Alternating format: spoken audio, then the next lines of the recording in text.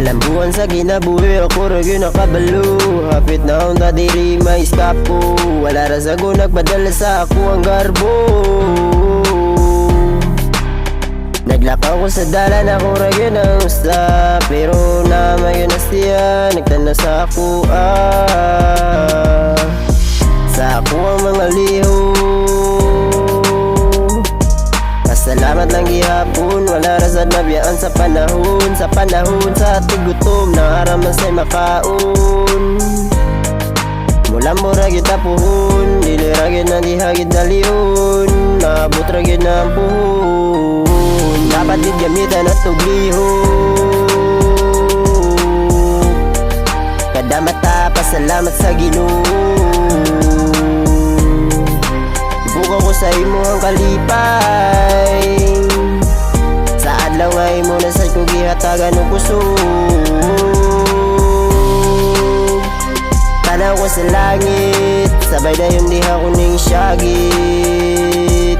Sa kalipay og kasakit, pero mamindira gid na dihang gibitbit. Kalambuan ni diri, tanan ako ang giisgutan. Ako rasa na di halihuan ug ako rasa na hinay-hinayan. Wala man sayang italian.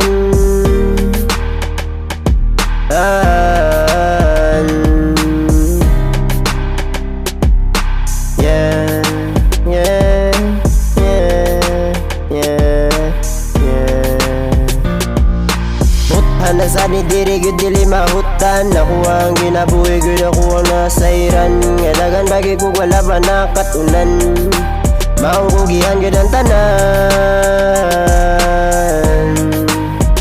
Karon na ako diring napita, dili na sa ko kaingon nga tsambara. Kay nakita man sa ako ang kaugalingon.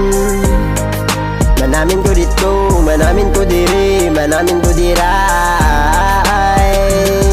Ang dapat tak sa oras, dili gyud sayangan. Morara na diha og bulawan, lampingan ng tanan, wala yang sayangan.